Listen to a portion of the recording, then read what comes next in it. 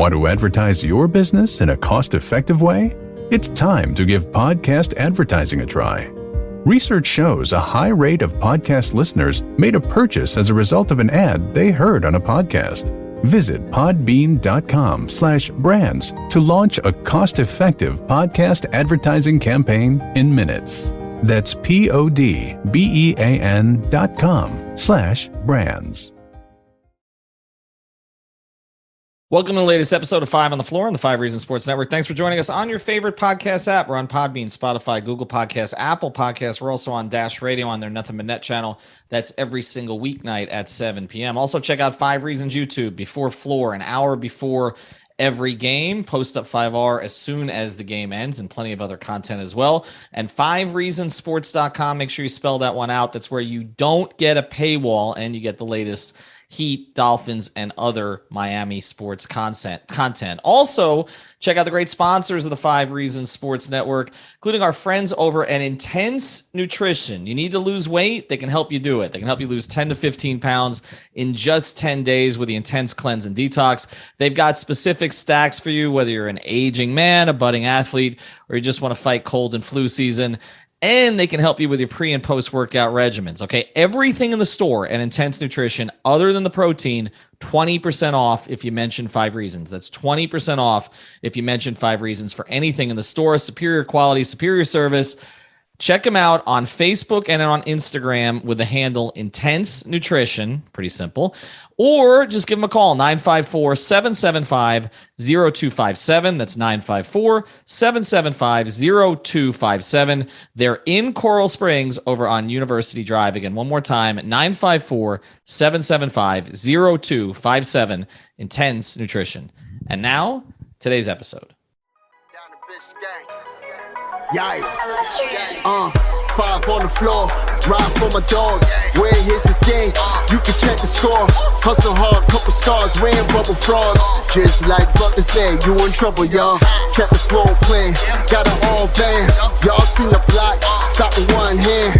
And Pat we trust, it's power, have the guts. We're here to bring the heat, y'all can hang it up. Welcome to 5 on the Floor, a daily insider show on the Miami Heat and the NBA, featuring Ethan Skolnick, Greg Sylvander, and Alex Toledo, plus others from the 5 Reasons Sports Network. Welcome back to 5 on the Floor on the 5 Reasons Sports Network. Here's today's floor plan. I got Greg Sylvander. You can follow him at Greg Sylvander. I've got Alex Toledo. You can follow him at Tropical Blanket. And I have someone who I've known for a long time. He's been a long-time NBA writer. He's now written a book called Blood in the Garden, which is about the Knicks in the 1990s.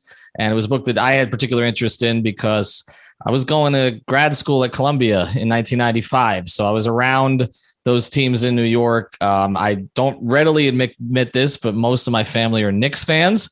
And I will go to it, Greg. I had a John Starks jersey. It's the only jersey that I've ever owned. So I've acknowledged all this stuff before we start. And of course, those were the Pat Riley years in New York. And Chris has written this great book, which I'm waiting to get my hands on. My brother's already started it, so he's already halfway through it. Chris, appreciate you joining us today. Could not be more appreciative of you guys having me on. Thank you. Well, let's get to it. And there was an excerpt that's already been published in the New York Times, so credit to you for that. And it covers Pat Riley's decision to leave the New York Knicks. And I think I'm framing it that way because in reading the excerpt, it seems like something that he kind of set up, like you sort of put it in the way you introduced the excerpt, kind of the behind the scenes machinations to leave the Knicks. Can you go through that process for people? Because obviously, if that doesn't happen, the last quarter century of elite basketball in Miami changing from a football town to a basketball town, 6 finals appearances, 3 championships, and now another contending team do not happen. So tell us a little bit about the backstory there. Yeah, well, I appreciate you giving me the platform to do it. He'd been wildly successful in New York. The only thing he was missing was the championship ring. He won 4 of them with the Lakers, and he had the Knicks on the cusp of doing it the year before all this happened with Miami, when he got the Knicks to the finals. So, stuff was starting to break down. He had a 5-year deal with the Knicks. He was going into year 4. The Knicks obviously want to sign him to an extension, And at that point, Pat, whether you believe this or not, he claims to the Knicks that he wants essentially a piece of ownership there. I imagine part of it because, one, if anybody's worth it at that point, I guess maybe Phil Jackson is starting to enter that conversation. But Pat Riley, even by then, had won more championships than Phil Jackson had when you look at his Lakers tenure. So there's that part of it. But also the Knicks have had 3 different ownership structures in 3 years that Pat Riley has been there. And so he's saying, each time this happens, I don't really know what I'm stepping into. And the Knicks kind of wrote that off as like, you're being paranoid for no reason. Maybe fair, but at the same time, look at the ownership the Knicks stepped into shortly after Pat left. So maybe it wasn't really unfair from that standpoint. But anyway, the Knicks essentially suggested that they weren't willing to entertain that. They really couldn't in the way that a team like Miami was going to be able to with Mickey Arison, because the Knicks were corporately owned. They can't just give away 10% of their team because you've got a lot of shareholders that you're beholden to. So anyway, he's the highest paid coach in the league already. They were willing to double his salary to make it $3 million instead of 1.5. They were willing to give him the team president role of basketball operations.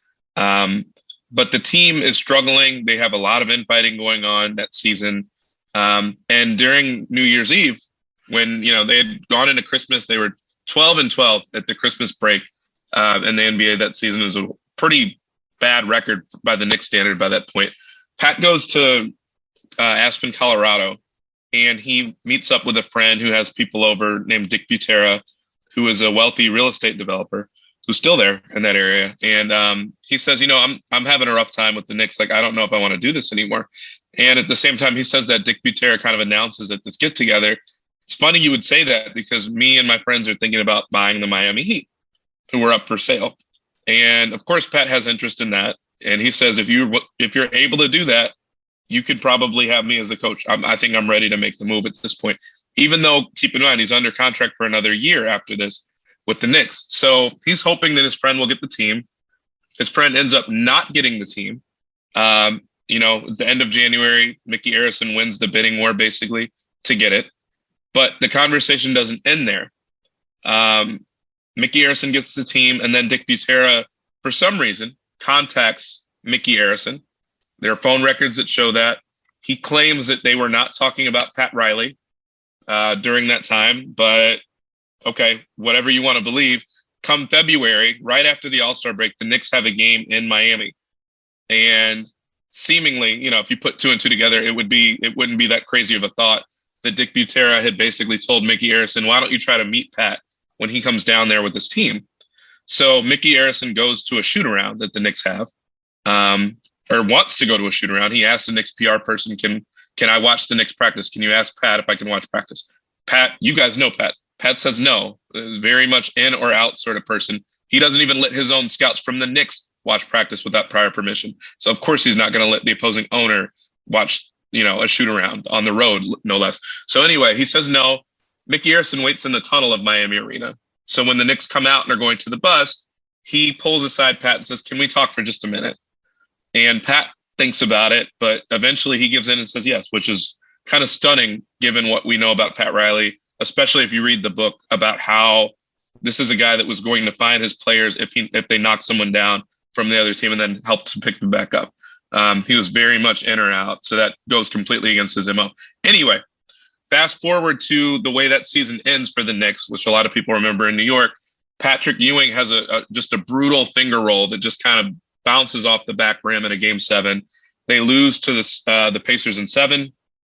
As Pat Riley walks off the court, Marv Albert makes a point to kind of mention that Pat Riley's walking off, and it's going to create all these questions about whether Pat Riley wants to come back, whether he's going to resign to stay with the Knicks, whether he's going to go somewhere else. And if you watch that segment, that sequence on YouTube, you go back and watch it now, Pat Riley turns around as he's walking in the tunnel, and he turns and takes like one long last look at Madison Square Garden, the floor. And you get the impression right then and there that he's made a decision that he's done. So even if you don't believe that, then Dick Butera gets a call from Pat less than an hour after the game ends. And Pat calls him and he says to Dick, I'm done. I'm done here in New York. I don't want to be here anymore. I'm finished. I can't stand it. And Dick Butera can hear all this noise in the background. He's like, where are you? Where are you calling from? And obviously, he knows that the game just ended. So, not only is he calling right after a game within the first hour after the game, he can hear all this noise in the background. He said, I'm calling you from the team bus. And it's like, you're on the team bus and you're within earshot of people and you're telling me this. So it tells you a little bit about the mindset of just how done Pat actually was. And he basically told Dick Butera, if you've still got that buddy in Miami, set this thing up because I'm out of here. And so that, that is something that I'm not sure how out there that was. I don't think it's really been out there to that extent, but he was ready. And they basically started working on a deal right from that point. Dick Butera was negotiating with Mickey Arison, asked for some pretty steep demands. Obviously, ownership was a big part of it. But to my knowledge, Pat is still the only person in management, coach, I guess is probably the more correct way to put it, who's had an ownership stake in a team, and not just an ownership stake, but a substantial one. And, I think that probably better explains how he went about leaving. It was not done by the book, certainly, because he was still under contract when those conversations started. But it's been pretty good trade-off if you're the Miami Heat. I don't think there's any question about that. I want to let Greg jump in here, but I do have one quick question for you because I just want to, Sure. I should have asked this at the top. Did Pat speak to you for the book? He did not speak to me for the book. I gave him, I went to his hometown for 3 or 4 days where he grew up, Schenectady, New York. Spent a lot of time with childhood folks, went to different parts of the country, spent time with other folks that have been friends with him through adulthood.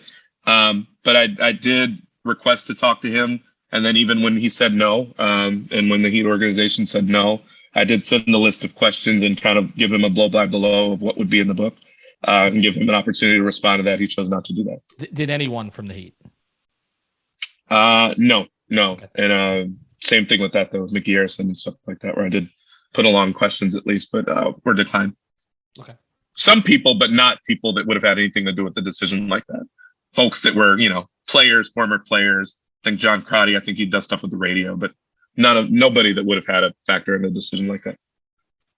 So, Chris, in full disclosure, I could listen to you talk about this Pat Riley stuff. Like we could go on for hours and hours. This stuff fascinates me. That is stuff that, as somebody who has followed Riley's career, particularly as he got to Miami, I had never heard any of that stuff before. It's super fascinating to me.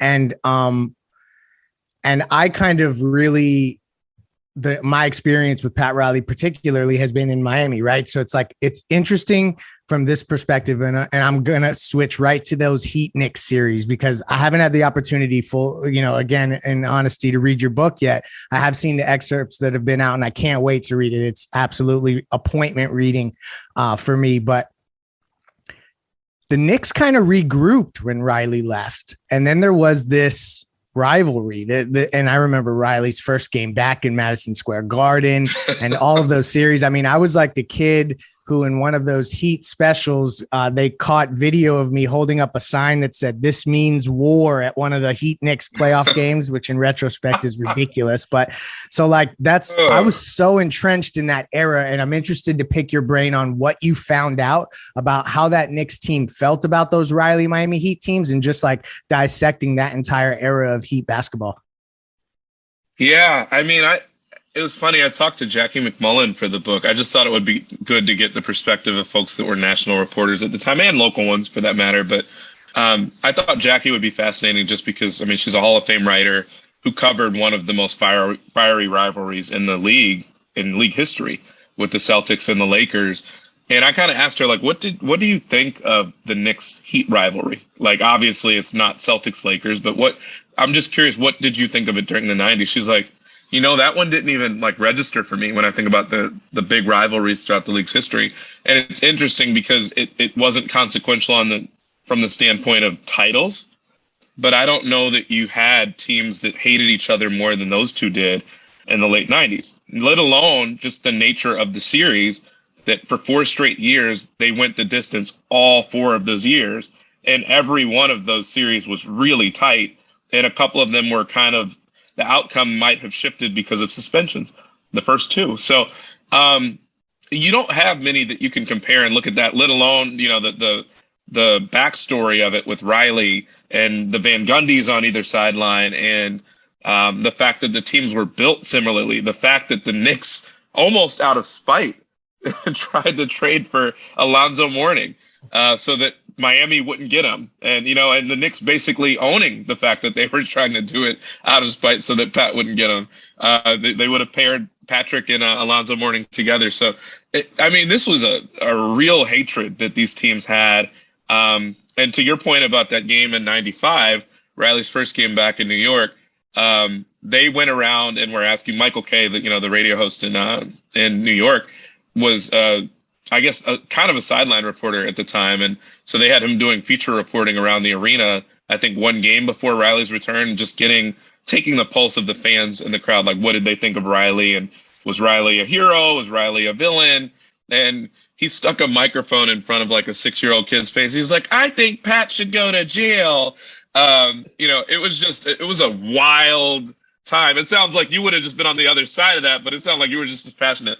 So it was a wild time. There are a lot of details I had on that rivalry, including one. Knicks fans are still frustrated, angry, convinced that, the fix was in 97 when the Knicks had a 3-1 lead. PJ Brown essentially flips over Charlie Ward, who kind of gone into his legs during a box out. And not kinda. He did. There's no question whether it was intentional, but either way, it happened that way. I think we could also say that PJ Brown's reaction was maybe a little bit intense, given that there's a 9-inch height difference. But what I thought was interesting, I wanted to try to get one layer deeper than just what we know about all these things, at least for every key story in the Knicks history. And Isaac Austin, who I think was maybe Sixth Man of the Year one year, with the Heat, and was a key reserve for those teams. He told me, and it's always interesting because people have always kind of hinted and suggested that maybe Riley had said something to the players to really get them on edge because they were down 3-1 in the series, because they needed to do something to shift the tide in the series. They're being outplayed in the series. And no one's ever said like exactly what it is, or if there even was anything that he actually said. And Ike Austin basically said, no, there was something said that day in shoot around. I was there when it happened. And Riley kept using the word fight. He was like, you guys are just lying down. You got to get up and you got to fight and blah, blah, blah, blah, blah. And you got to fight. And he kept using the phrasing. And as he said it, Ike remembered looking at PJ Brown, and he said, PJ said something to the effect of like, I swear if a motherfucker touches me, or something like that. And so it's easy enough to see how one influences the other. And it's also easy enough to think that like Pat's messaging was real. And the Knicks operated the same way, where Pat would show them videos before certain games. He would call them soft one game, and then the next game going into it, wouldn't even speak to them in pregame meetings in the locker room, would show them videos of Rams headbutting each other and violent car crashes. It's messaging. And Pat has been a master of messaging. So it's easy enough to see how that actually could have influenced what happened with PJ Brown and Charlie Ward, which, by the way, the other detail in the book, PJ Brown and Charlie Ward were in chapel together before that game. They were also like among the most religious players in the league, and, like brothers in Christ. So they're friends now. I think they were kind of friends before that. They were together like a couple hours before all that happened. And so PJ was worked up, maybe it came from somewhere. I suggested that it did come from somewhere. It came from Pat. So that's in the book as well. Yeah, PJ was, in my 25 years of covering the Heat, the nicest player that I ever covered. That was the craziest part of all of that. The very fact that PJ would even curse is sort of beyond the pale, because it's just not even the PJ that I knew. But those series, like you mentioned, there were like 12 rivalries within the rivalry. There was the acquisition of Sprewell, who Hardaway didn't like. There was LJ and Zoe, which, there was a history there going back to Charlotte. There was all of these different things. And you mentioned, obviously, the Van Gundys, and then there's all the other moments, whether it's the Allen Houston shot, which I think for Heat fans may still be the most painful memory, those who have actually been with the team since the beginning, or Jamal Mashburn being defined, his entire Heat career being defined by one shot that he didn't take, or even the Nick Bavetta stuff from Tim Hardaway, which was sort of my fault and Mike Wise's fault for putting that in his head before that game, where Tim came out afterwards with his Nick Bavetta rant. I don't know, Chris, that we'll ever see a rivalry like that again. And it does show a little bit, because I have a great respect for Jackie, but sort of the myopic nature of the national media, that if it's not Celtics or Lakers, they really don't care a lot of the time. And that Knicks Heat thing, like you said, nobody won a championship, but we've never had a series of series where all of them ended on the last game and there were all those rivalries. I want to pivot to one other thing with you here, because history repeats itself with Pat. And I think, I know you went to Schenectady, and everybody has said he's more Schenectady Pat than Showtime Pat, right? Like, sure. What happened with the Lakers was one thing, but the Knicks and the Heat stuff is a little bit more paired together into what his personality really is. And what I'm anxious to read about in the book, because it plays into what's going on with the Heat now, is the way that he found certain guys and empowered certain guys. I mean, Mason and Starks in particular being two players that nobody wanted. I mean, Starks was bagging groceries. Nobody knew what kind of position Anthony Mason would play, if he was even a basketball player or a boxer. Do you see that similarity now in the Heat are winning with undrafted players all over the roster, with Jimmy Butler as their lead guy right now, who has a personality that would seem that he would fit on those 90s Knicks. Do you see sort of history repeating itself with some of that stuff? Oh, for sure. I mean, the Heat culture thing is real. I mean, people joke about it. People laugh about it. It's you read enough details from this book, and you guys have been around the Heat long enough. You know that, sometimes I think maybe some things are embellished. By the way, as I talk about embellishments, I don't remember whether PJ swore. I'm almost positive when I quote him in the book, he didn't. So you're probably right about that. I don't want to put those words in his mouth, particularly for how religious he is. But no, I mean, Pat was, again, with the messaging, with everything else, with the conditioning, that still seems like that holds up for them. The Knicks were the same way. It was actually kind of funny, because as I was talking to Ike and other people from the organization from those years, so much of the stuff was the same. Pat taking the Knicks on a trip to Reno for 36 hours to gamble. I'm almost positive the Heat did that at some point. The idea of Pat taking his players to a movie as a surprise for a day. I'm almost positive Pat did that with the Heat. So it was the same sort of thing. He literally just kind of took it and transplanted it to Miami. And the idea that he takes some underdogs, and then he takes some guys that maybe don't have, that are a little bit rough around the edges. That's kind of what he does, because Pat really was a guy that his first practice in the pros, his coach looked at him and said, like, you're the worst looking player I've ever had. Like, no, I've never had a draft pick look like this. And, why are you looking like this? And Pat's like, well, I've never played guard before. And he's like, well, you better learn how to do it. Basically, he was undersized to be in the NBA. He was not athletic enough to be in the NBA. He'd always been the most athletic guy and one of the biggest guys on his team. He got drafted into the NFL. He just didn't play there. But when he got to the NBA, he just had to really rough it to kind of make it, and just beat up on Jerry West to earn his keep. So I think he's always had an affinity for guys like that, and having guys like that on his roster, because he really wasn't like an NBA blue chipper himself. And so I think he kind of thrived on having a bunch of guys that weren't, because he knew how to work with them and knew how to get the best out of them. All right, we're going to get to some current NBA stuff, and I know, Chris, you're a little short on time, so we don't want to keep you too much longer. But I have one more kind of question on the Heat Knicks stuff, because we have seen now, I mean, there was that period of time with Jeff Van Gundy where they had some success. They even got to a finals in 99, albeit as an 8 seed in the lockout season, and then they beat the Heat on the way there. But then the Don Nelson era, and then it's just been a bleep show since, right? Is there a regret, do you think? I know the player, Checketts isn't there anymore. Dolan took over and all the rest of this. But is there regret in New York, do you think? I mean, did you come across this, that they didn't just give Pat what he wanted at the time, that they didn't just give him the ownership stake? Because we have seen one organization become one of the 3 or 4 class organizations of the entire NBA. And the other one, like I said, has been a complete bleep show where everybody's excited if they're 500. I mean, if you talk to fans, there's no question. I think it's overwhelmingly that they should have given in.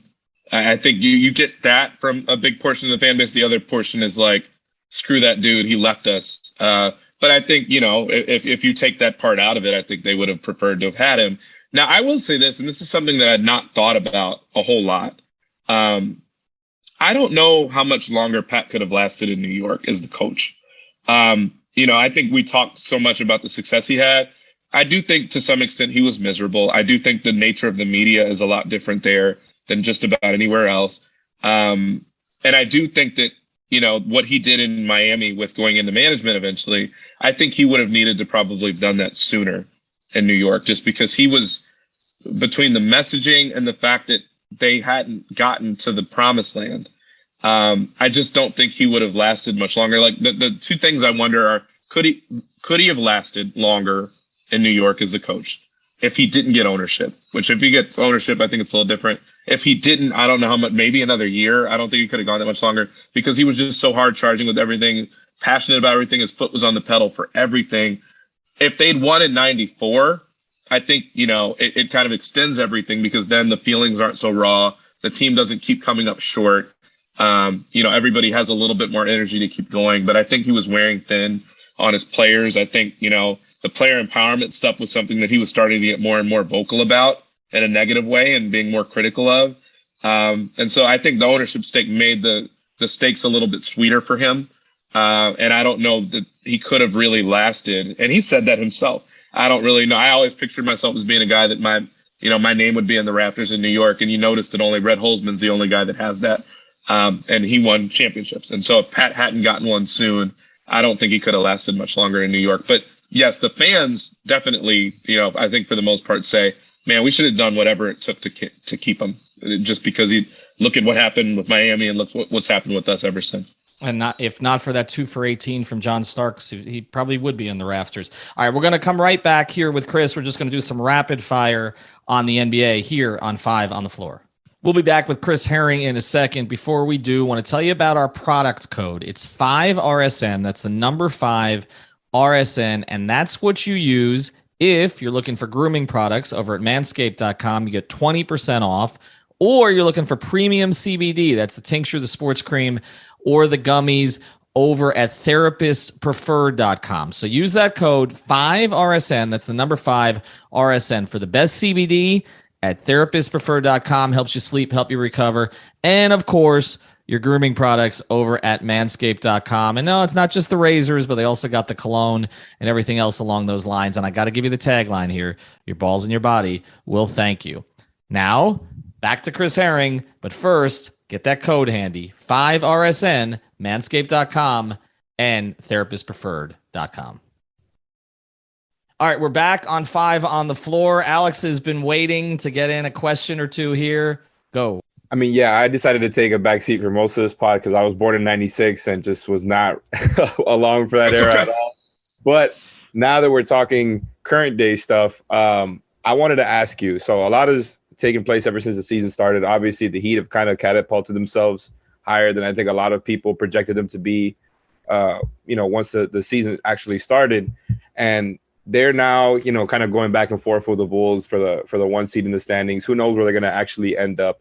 But I wanted to get your perspective on if they've climbed into not only a different tier, and I know the tier talk is kind of cliche, but just to get to the way that you categorize these teams and do they match up with some of the actual best contenders in the league? Are they on their level? Do you think that's like a thing where they can compete with any type of team after having watched them for a couple of months? Well, I'd like to see them just completely at full strength again. And I know that's coming really, really soon for them. The way that they've competed without being full strength is I think should be a little bit scary to everybody. And I think, honestly, when you think about it, you think about Brooklyn, you think about the Bulls, you think about Milwaukee, I would say that they're probably as well positioned as anybody as far as balance is concerned. There have been games, and you see every now and then, obviously this was before the injury, where you get Bam, particularly in last year's playoffs, where just certain shots he doesn't want to take. And you want to see that maturation from him where he can take over. You see Jimmy kind of take the backseat sometimes. You would hope that Kyle Lowry and kind of his floor general, the nature of his job as a floor general, can kind of smooth some of that out as well. You feel a lot better about the fact that Duncan Robinson is knocking down shots. You hope that Tyler Hero, having more experience, and obviously we've seen him do it in the playoffs before, even without much experience, but you feel pretty good about the season he's had, kind of a fringe level all-star sort of season that he's had off the bench, 6-man type season.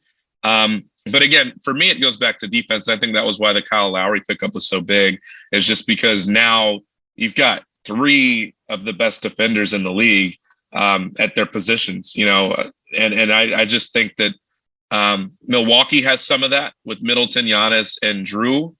But I think to some extent, Miami, there's just something about Miami that I like, that I want to see it from them a little bit more consistently, which they couldn't have done it with all the injuries they've had. But now that they're starting to coalesce and get back together now, of course they've got a shot. I mean, I think that they've got maybe more high level balance than any other team in the East.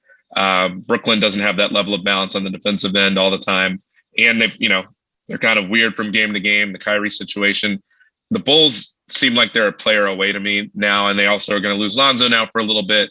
I think Miami is extremely, extremely well positioned. I'm not sure how anybody matches up with the best teams in the West just yet.